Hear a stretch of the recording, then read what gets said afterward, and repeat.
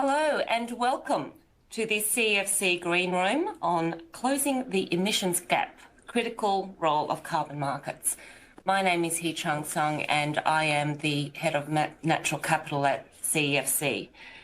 But first I'd like to acknowledge the traditional owners of the land that I present today, the Gadigal people of the Eora Nation, and pay my respects to the elders past and present, and extend that to all Aboriginal peoples who are dialing in today. Today's session will run for 45 minutes with some Q&A at the end. Please ask your Q&A through the box on your screen, and time permitting, we will try and answer all your questions, but this is a very topical subject, and we may actually end up speaking for more than 45 minutes. There's also a short survey at the end of today's session, so would really appreciate if you could participate in that also. So let's get on to it. It's great today to be joined by two experts in our energy transition. Fiona Messenger from Qantas. She is the head of climate. She's in charge of the climate action plan for Qantas, and quite well-credentialed, broader than Qantas's as a Qantas executive, having worked at the UN Sustainable Energy and the World Bank, and prior to that, Deputy Prime Minister and Treasurer under the Gillard government. So Fiona has a deep history in the development of carbon markets and interventions for corporates. On the screen also, we have Dr. Michael Battaglia from CSIRO. He is the mission lead for CSIRO's towards net zero mission, which aims to really accelerate and support the net zero transition for Australia. And in particular, focusing on hard to abate sectors such as agriculture and land-based emissions, as well as carbon policy. So I thank you both very much today for joining us. Hopefully, time permitting, we'll provide some interesting insights to the audience today. So I'd like to quote something from the Climate Change Authority, a statement. Time has run out to avoid dangerous climate change by reducing emissions alone. In scenarios analysed by the IPCC, limiting warming to 1.5 degrees is only possible with both rapid reductions in global greenhouse gas emissions and the removal of emissions from the atmosphere. Storing carbon away from the atmosphere is essential both to prevent greenhouse gases from entering the atmosphere and to remove them. So when we talk about a carbon credit, we're talking about a transferable financial instrument, and it's been around since the early 2000s. But it's attracted some negative sentiment or wariness as it's seen by some to allow emissions to continue. So Fiona, given your background prior to Qantas as well, I'm interested to know how you think about the role of carbon markets and how that competes with sort of the emissions reducing interventions you're looking at the moment. Thanks, H, and great to be here with you today. I think offsets have such an important role to play in transparent and credible markets. We need that scrutiny on the markets to ensure that they are high integrity, because they do play a really important role. And as you said, the reality is there are only so many solutions that are actually commercially viable now that companies can implement into their business, but also there's a lot of R&D that still needs to happen in order to be able to scale some of the climate solutions we need, particularly from an aviation perspective as well. But I think we have to be able to draw on all the levers available right now in order to be able to see progress and to be able to limit warming in the short window that we do have to have an impact. That's not saying that the mitigation hierarchy isn't still incredibly important. I think where there are solutions available that actually directly reduce emissions, they need to be drawn on. But there's many scenarios where carbon offsets still have a really critical role to play in both corporates and more widely. Yeah, thank you. Michael, just to demystify carbon credits for us lay people like myself today, we talk about carbon credit as 1 tonne of CO2 for 1 credit. It's very difficult for us to conceptualise what that is. Is there a better way to think about that? So we can make it a bit more tangible than a financial instrument?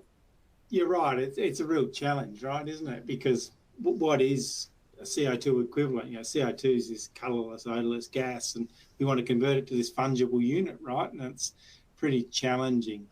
So what a CO2 equivalent is essentially a greenhouse gas equivalent or global warming potential equivalent to 1 tonne of CO2 over 100 years. If you want to think about what that might look like in terms of an emissions quantum, you or I driving our car around for a year, you're doing our 15 to 20,000 kilometres.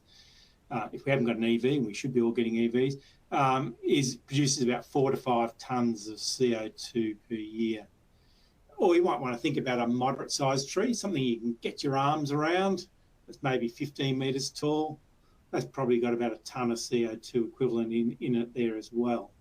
But of course, there's other gases we need to think about, because CO2e is an equivalent greenhouse gas or equivalent radiative forcing over a 100-year period from other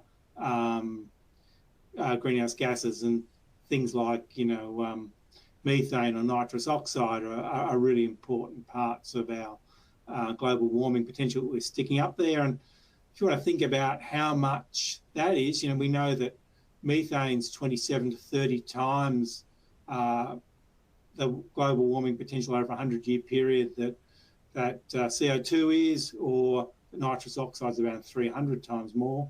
So it's sort of a tonne of CO2 as methane is really about the amount of methane burped and farted by a cow over a 100-day period. So you're looking at those sorts of units. There's a difference then, of course, between a CO2e and an ACCU or a carbon credit, which is essentially that equivalence put through a whole lot of other regulatory policy considerations around aspects of additionality, permanence, and a whole lot of other ways that we actually want to define and make sure that it's doing what we think it should do in terms of reducing atmospheric greenhouse gases. Thank you. Thank you. And speaking of transport, you talked about your cars. The transport sector accounts for about 25% of global emissions, CO2 emissions. And the aviation sector, Fiona, accounts for about 10% of those emissions. But unlike road and rail transport, technology solutions to decarbonise aeroplanes is not readily available today, or indeed in the near term. Can you tell us about how Qantas is thinking about its net zero pathway? Sure. So we were one of the first airlines to set a net zero target by 2050 back in 2019. And since then, we've released a climate action plan, which details our pathway to get to net zero. So it involves a number of targets for 2030, including a net emission reduction target of 25% by 2030 based on 2019 levels, a 10% increase in SAF uptake across our fuel, and a 1.5% fuel efficiency improvement on average over the period to 2030. So we are really trying to make sure that we have a clear pathway to get there that's both credible but yet ambitious as well.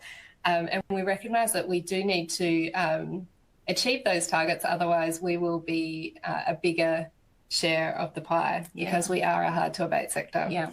So we're changing the way that we're making decisions internally. We have an internal carbon price now on all new business cases. We've linked our targets to our executive remuneration. We've integrated our targets into our broader financial framework. It's changing the way we're allocating capital, obviously, with our announcement yesterday, which we can talk a bit more, for a climate investment fund. And we also recognise we can't do it alone. So we're really looking for partners like we already have with Airbus to catalyse the production of SAF here in Australia, but also more broadly looking for other partners to really work across our supply chain to decarbonise where we can. Yeah. So that, speaking of announcements, it was quite a landmark announcement yesterday, $400 million to establish a climate fund. Some of that is with the joint venture with Airbus. And, it's interesting because the airline sector has been first to adopt many new technologies for a long period of time. And if you look at the number of passengers on a kilometre travelled over the years with its, broader emissions profile, it's actually been quite an efficient transporter of humans across the globe. But clearly, these technologies have been incremental and very much focused on efficiency gains and cost. So it's a bit like house, the silver bullet's not quite there yet. So, an alternative fuel will singularly be a critical factor in meeting this target. So is SAF the next tech evolution? And if so, what does the time horizon look like, particularly given our net zero ambitions? Yeah, so well, for those that don't know what sustainable aviation fuel is, it can either be derived from biogenic sources such as energy crops or waste from agriculture, or municipal solid waste, as well as non-biogenic such as deriving power to liquid from green hydrogen.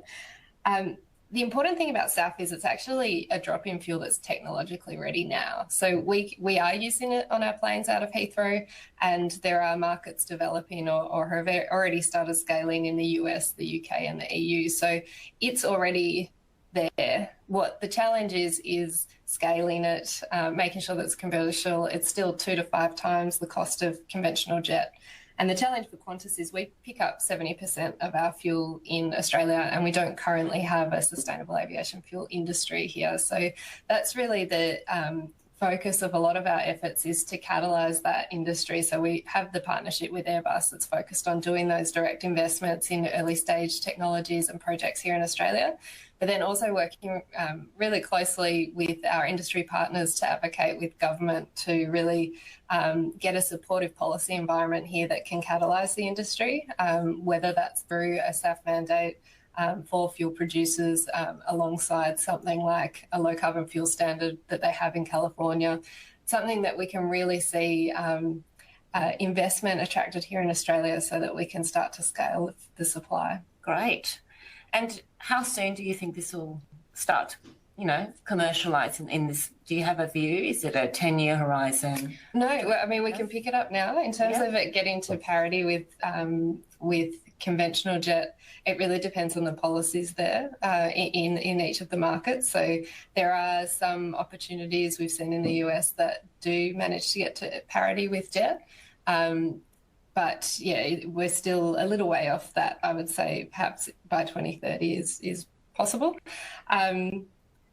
And I think importantly for us, electric and hydrogen powered aircraft is just, it's a very long-term solution, if at all, before 2050, just given Australia's geography. Okay, thank you.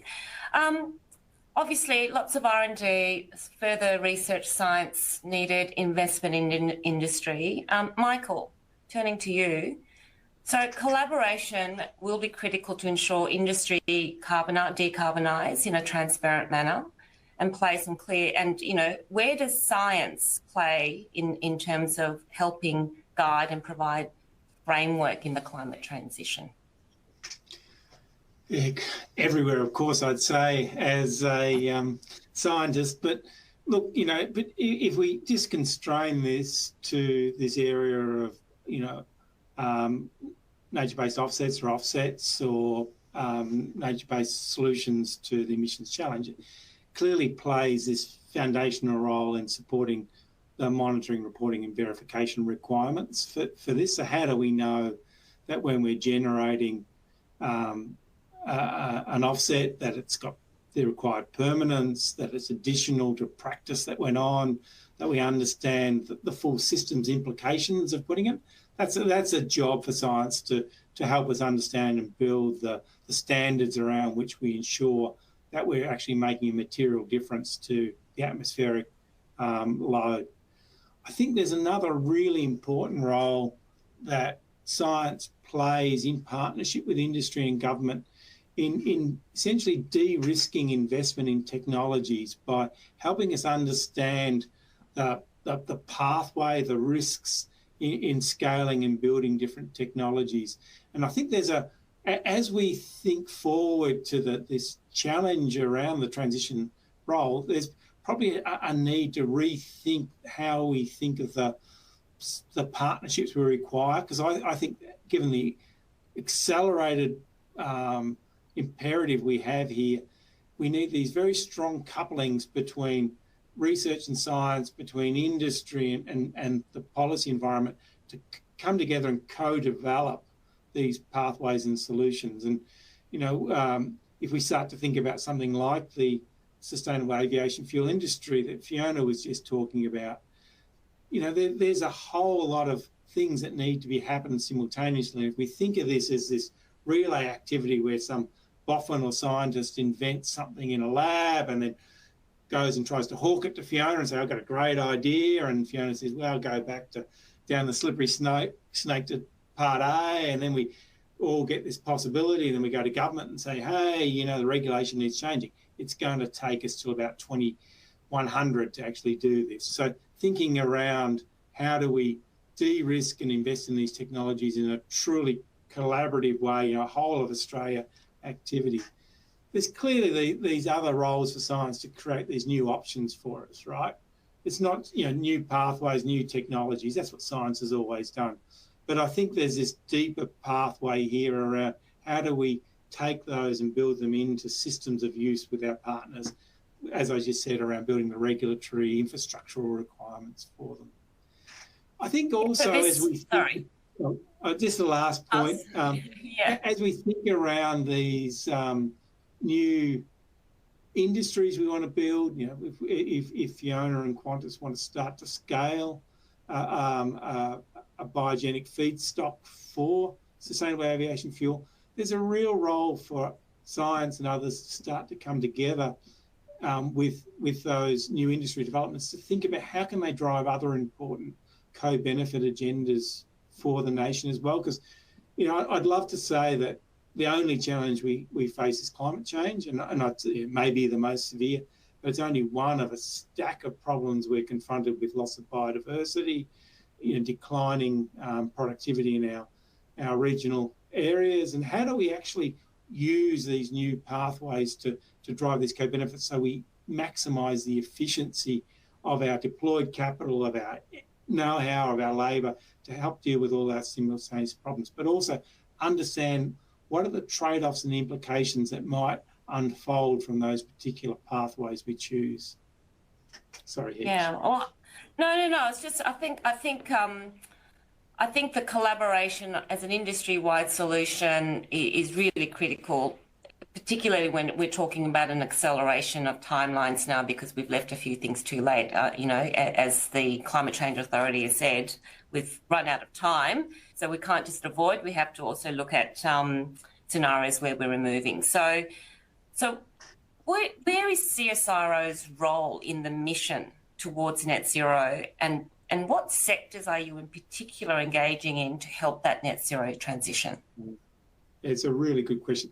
So why do we have missions? We have missions because we sure need to do things differently, and missions are about how do we do different things in different patterns. So how do we build those connected conversations between the policy environment that needs to be in place to drive coordinated care and action, industry that needs to invest in its pathway, research that needs to help create the opportunities and give us the safety rails around which we make some of these decisions and insights. And so the missions and mission-oriented thinking is around building those new patterns of collaboration to tackle these deep, pressing problems that are time-bounded but actually need new ways of working together. The Towards Net Zero mission is essentially a focus on the hard-to-abate sectors. It's not all of our work towards net zero as a country we need to do. CSIRO has other activities and missions oriented around the energy system transition and others around building the firming capacity and the storage in the system that we're going to need. But the Towards Net Zero mission is really about how do we help the hard-to-abate sectors like airlines, like agriculture, like our heavy industries, profit and make that transition and generate regional and societal benefits through that transition. And that's a different sort of conversation than we have. We will see a transition without CSIRO or government intervening, markets will force that. But we may not do it in a purposeful way that drives all the efficiencies and all the benefits we want. So the missions are about how do we envisage and imagine that together and then work in a coordinated, orchestrated way to do it. Yeah, well, certainly time will require, given where we are today, I think that kind of coordinated approach is definitely critical to the success of decarbonising as a nation. But given where technology is, and even with technology coming on, it will take time for businesses to adapt. It's not like you can just plug and play new tech into your business models. There's a bit of an adaptation and transition that has to also take place in the implementation of new tech. So with that in mind, and given your background in sort of carbon policy, where do you see the role of carbon markets in helping to fill that emissions gap, Michael? Yeah, look, it's the real driver of all this, of course, is we can only put up so much more greenhouse gas into the atmosphere before we start to hit serious systemic effects across the globe in terms of well-being, biodiversity loss, sea level rises. It sits at about 300 gigatons, 300 to 500 gigatons of emissions that we can continue to put into the atmosphere. It's not that many years worth at our current trajectories. So what do offsets and carbon markets allow us to do? They increase the safe space, the amount of time we have to make those transitions you've said. They do not in any way reduce the imperative to reduce emissions now and rapidly, because if we don't tackle that, we are going to be into a very dangerous, well, we already are in a dangerous space, we'll be into a very tragic space. But we also, as you said, some industries are going to take time to transition, and we have to support that that possibility. In some industries, we don't really yet have solutions to totally remove all those emissions that are a function of the use of or the pursuit of that economic activity. But what we have to do is make those choices wisely around where do we use our existing suite of sequestration opportunities and to where do we deploy them, and make those choices wisely so that we appropriately use that small amount of space and time it can create for the broader economic system reconfiguration. Yeah, thank you for that.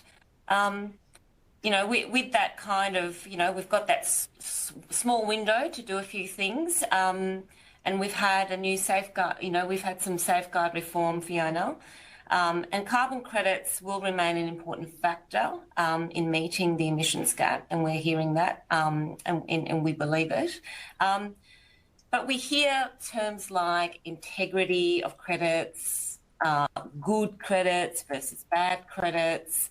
How do you think about those terms in terms of what it actually means for you? And we welcome the reforms to Safeguard and the increased scrutiny on the market. I think we need offsets to remain a credible lever, like I was saying before. And we've recognised that as that scrutiny increases, we also have to look at how we're evaluating projects and sourcing our offsets. So we've actually also introduced an enhanced integrity framework, and that includes investment principles that have minimum quality standards of what we're expecting from projects. We're also scoping the market for independent scientific technical-based carbon rating agencies so that we have that independent view that we can combine with our own due diligence as well. And we're also making sure that we transparently communicate this with our suppliers as well, so it will be embedded into any supplier contracts we do. So we're really making sure that we have those extra layers of due diligence so that we are making the best decisions we can. But I think as well, when you think about the good and the bad credits, we're ultimately looking for those credits that have co-benefits as well. So whether it's First Nations ownership and consent and socioeconomic benefits, or if it's, as Michael referred to, nature positive and biodiversity benefits as well. We think that's critical to not only stem the impact of climate, but as we're increasingly seeing the nature crisis as well. Yeah. And so how attractive do you think then carbon credits generated from Australian nature-based methods are? Because there's obviously a bunch of methodologies, hundreds of them actually, globally, but there's, under the ACCU market, Australian nature-based solutions have been quite critical. So do you have a view on the Australian markets? Yeah, we think that the Australian markets are some of the highest integrity in the world, and we have been investing in them for many years now, I think over a decade. We're most recently have engaged in a partnership with INPEX and ANZ in the wheat belt in WA, which is an environmental planting project, and that's one of the methodologies under ACCU that we really see the potential to scale. That's a reforestation approach. So we use species native to the region, the mallee tree, and they can be used to generate ACCUs, but also importantly, we're looking to see if they can also be used, the biomass of the mallee trees, to create SAF. So we think in Australia there are a lot of opportunities like that we can look into that not only provide us with those offsets, but also can help develop that feedstock for SAF as well.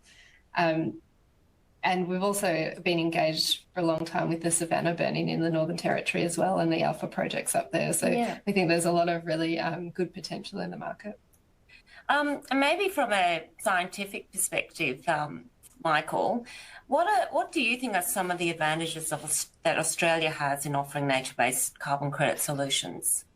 Yeah, I think, in terms of, I think Fiona touched on a really important point. We have a strong functioning market that has some pretty strong integrity around it. That's a real advantage in Australia. In terms of other considerations, we have really good data assets and knowledge infrastructure in Australia that allows us to make good assessments. So we can either use those as we do, for example, in some of our methods to reduce the verification costs through appropriate modelling frameworks, which makes the assessment and verification of credits cheaper, or we can use them much better to target where we might want to drive projects and understandings. We've got great climate surfaces, got really deep climate forecasting capabilities. We've got a national soil grid down at 15 metres for a lot of our landscape. Really good underpinning infrastructure. We've also got a lot of land, and we've got a lot of land that could do with some nature-based solutions back into it to drive co-benefits. And we've got one of the largest marine estates in the world, both of which present opportunities, but they're not without challenges. It's hackneyed to say land of fire and flood and sweeping rains, and that does present risks for us in the longer run around the permanence of nature-based solutions. In terms of the sequestration spectrum of opportunities, you've got some aspects of carbon capture and storage and mineral carbonation that are really the gold standard. They're there for 10,000 years or more. A lot of our biosequestration opportunities will either need continuous maintenance or, they've got lesser durability. So there's an active management and consideration around risks and some work to do around understanding the risks and implications of climate change on some of those areas. But the other thing we've got is we're a pretty smart nation too. We've got great scientific base that can help us make these assessments and understand how to design de-risk portfolios, how to drive it in for alignment with other benefits. And speaking of that sequestration potential that you're sort of summarising, I know we've put a link to this webinar to a CSIRO report that was provided to the Climate Change Authority in relation to that potential. Can you maybe give us a couple of highlights and sort of insights from that initial report, Michael? Sure. I think the real take-home message is there's a lot of potential for sequestration within Australia from existing technologies, and of those that are most readily deployable and at the highest tech readiness level, at the highest commercial readiness level, a lot of the nature-based solutions, things that like Fiona touched on around, environmental plantings or permanent plantings, through to those other emerging technologies like mineral carbonation and direct air carbon capture and storage technologies. We've got a lot of opportunities, but to unlock those is going to take investment in building the enabling capability in some of those technologies. It's going to take some policy consideration and things like streamlining and coordinating regulatory frameworks for some of those new and emerging technologies. Probably some of these things may take government, industry, capital risk-sharing approaches to overcome things like high upfront costs in some of these areas to unlock the potential of some of these activities. So Australia, the report found significant opportunities, but it also found that there are actions we can collectively take to help scale these and support these. It did find that a lot of these activities, well constructed and well considered, could unlock co-benefits, and that unlocking those co-benefits could be an important part of the incentive structure for driving widespread uptake. Okay, thank you. And I think for listeners on today's webinar, there is a report that is definitely worthwhile having a read. And I think there's a second report due shortly to keep up to date with some of the research and insights that's being produced by CSIRO. I think is really important. So maybe we should stop there for some questions. There's quite a few questions coming through. I'm not sure whether we can get through all of them, but let's start with some and see how we go. Maybe a first question to you, Michael, and it's kind of a conceptual question. How much of Australia's land mass do you think we need to allocate to carbon projects, or is maybe worth allocating, or is there an allocation model? It's a direct question, but I think it's probably more of a. It's an interesting question, and it's a really important question around the choices we make. And so going forward, if we look at the bids we've made for land, right, we're increasingly we've set goals around increasing the value and quantum of our agricultural exports. We've also got Fiona and others starting to look to land as a biofeedstock for new fuel sources. We increasingly want to see nature-based options as feedstocks into the broader bioeconomy, substitutes for plastics and petrochemically sourced plastics, and we've hard baked in something like 100 megatons per year of sequestration potential into the existing government emissions reduction pathway. And these are complicated choices that we need to make around land use allocation. What's pretty clear at the moment is we don't have the analytic capability to really make those evaluations and assess those trade-offs and look at the multi-metric outcomes that need to be weighted. Where do we drive employment, regional prosperity? What does those choices make around water resources? How does, preemptively assuming we're going to use it for an offset, compromise future bioeconomy choices? So the first thing I say to that answer is we're not well suited to making that evaluation, and like many things, we need to start to build that analytic capability so we can have a society-wide discussion around the choices we make. Otherwise, we will wander somewhat aimlessly into the future and get ourselves locked into pathways. The second thing I'd say is that in the face of those conflicting choices, particularly around land-based biosequestration opportunities, we really do need to look where we can strongly align them to other co-benefits.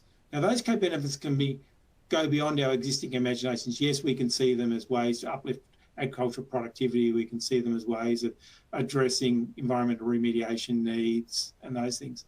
But there's also, if we think through to our land asset, we often think of agriculture as producing food and fibre systems, right? But a re-envisaging of our land assets could see that agriculture produces food, fibre and energy, and these are really important parts of a profitable, resilient land-based enterprise.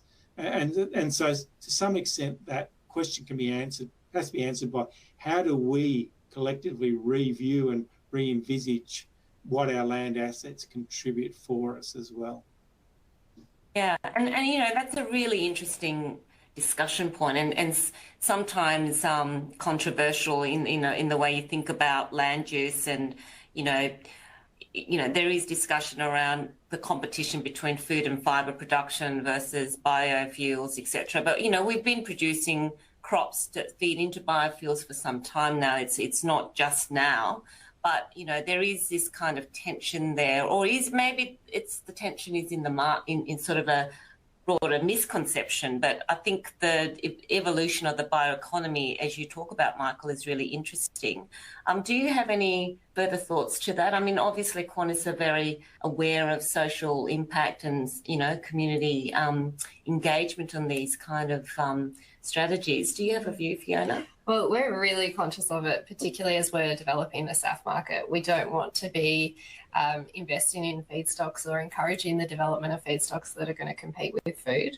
And a good example of that is the wheat belt, because of that, the fact that mallees can be harvested and regrown is that belt plantings approach where it's not actually competing with food because the biomass plantings are renewable and targeted at the marginal integrated land that wouldn't be growing the crops anyway. So we're very conscious of that. We're actually developing at the moment a feedstock hierarchy to really guide our investment decisions, particularly now that we have that fund. We really want to make sure that in the conversations we're having with government as well, that the focus is on those crops that don't have those broader social benefits, social costs. Yeah.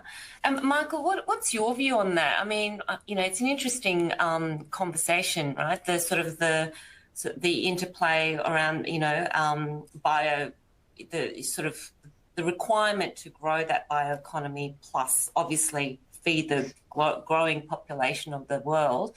How do you see the sort of the balance? I don't think we have to avoid thinking of these things as a zero-sum game where there's winners and losers. And I think there's certainly in the early days there is abundant opportunity to start to look at how we reconfigure some of our land assets that by integrating other options that doesn't result in a trade-off that in fact probably gives us a win-win. Agriculture is one of the few areas where we can actually often find those win-wins. Inclusion of, you know, energy crops as rows into existing farmlands. As Fiona said, there is always proportions of farmlands that are non-productive and actually would deliver a net enterprise benefit by being changed into an alternative source. But we also, you know, if you think back to, you know, as you alluded to, Australia already significantly produces canola that goes into the biofuel market. So we're already doing this to some extent as well. And we're doing that on the basis that what we're trying to do here is look at how do we build stable, profitable enterprises. Australia doesn't have a food security issue, but Australia does contribute about 2% of global traded food. And we do make an important trade-off component to that. But there's going to be choices around some of that as well, around, you know, what markets are we trading into, how do we support the credentials of those products. And some of these actions around starting to include energy crops or sequestration sources into those lands, may in fact improve the market credentials of those products and support their access to high quality markets. So we see, some of these net zero livestock enterprises already starting to emerge, and they're doing that through inclusion of woody vegetation and shelter belts into those landscapes. So I think we need to step away from seeing it as a zero-sum game and start to see as how do we create an additive benefit. Great. And maybe that leads into the next question. So can every landowner, Michael, in your mind, engage in this carbon story? And does it in the future become, or even in the near term, become part of their revenue models or thinking about highest and best land use? I think it becomes part of a palette of options that a farmer can choose from to build a resilient and cash flow into their business. So these will just be one of the many choices they make. And as I said earlier on, farmers themselves don't necessarily see themselves as a wheat farmer or, we have a lot of mixed enterprises that are already trading through. About 2/3 of Australia's farming lands have multiple commodity lines they're already trading.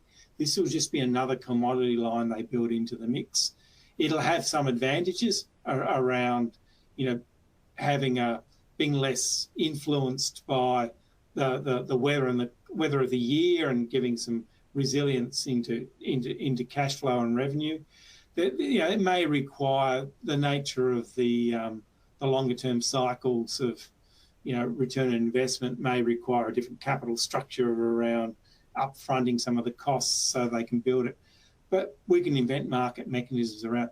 I think this is a real opportunity for Australia's farmers to develop a range of options. I think there's a really critical bit and to remember here though for Australian farming, and that is that Australia's farms shouldn't necessarily be seen as being able to generate offsets for other sectors. They will need to generate them for their own sector and commodity access to premium markets as well. Because as we lower the emissions in other sectors, Australian agriculture will be increasingly seen as a contribution. And although Australian agriculture is already, in terms of livestock and in terms of wheat, for example, amongst the most greenhouse gas efficient in the world, that is, they produce lowest emissions per unit product, the rest of the world is not going to stand still. There will be a lot of efforts in the rest of the world to drive down emissions per unit product, and Australian commodities will need to do the same. So they will not necessarily be able to use and trade their offsets to deal with other sectors. They'll be looking for some of those to serve their own needs. Yeah, and so I think broader than the ag sector, there's probably quite a few examples of broader land sector carbon credit projects that have been invested over time. And a question has come through, what are some of the examples of land-based carbon credits that have been successful? And Fiona, I know you've been investing in carbon credits for over a decade now. Can you name a couple that you can give an example of what does success look like for a land-based carbon credit solution? Yeah, we have been engaging in the market for a long time, and one of the recent projects that we've invested in is an HIR project in Charleville, which provides credits through the replanting there. I think there's more that can be done across the environmental planting methodologies, as we said, and that's really where we're focusing on that top end, and looking at where more carbon removals can occur. Yeah. And I think, it's not just agriculture sector. We're talking about broader land-based solutions that necessarily are not fit for agriculture production. So I think it's a combination, and as Michael said, not a zero-sum game, for sure. And maybe another question that's come through from an investor lens perspective, when they're entering into the carbon markets for the first time, and you've been doing it for a long time, what are some of the things they should be thinking of as they enter into the market? In terms of integrity, yeah. I think it's making sure that the projects are actually additional, and we've mentioned permanence a few times, making sure that length of time that these removals are going to be occurring for is more than 25 years, making sure that there's a transparent approach to reporting, and that the due diligence of these projects, you can be involved in that on the ground. I think that's really important to be able to see a lot of these projects. And Michael would know much better than me, but looking at the geography of the projects as well, obviously every different part of Australia will have completely different weather conditions, and making sure that the methodology that is being used in this particular part aligns to expectations around drought and bushfire and rain expectations. So it's really looking across the broad spectrum of the types of projects. What is it actually contributing to the market that wouldn't have happened otherwise? Yeah, so I think the DD you undertake is you take that responsibility in-house, and I think that probably answers one of the questions that have just come through. We've just actually run out of time.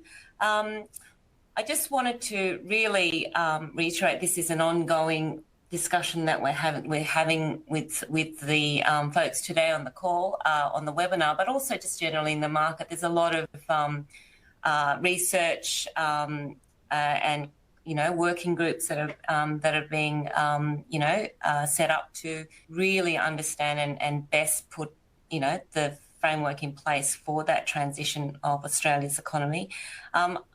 I'd like to thank Michael and Fiona today. I hope that some of the discussions and the points have been useful for the audience today, but always free to catch up. I'm free to catch up. I'm not sure about Michael and Fiona, but I'm certainly free to be contacted for any further information. And thank you, Jay, and have a lovely afternoon.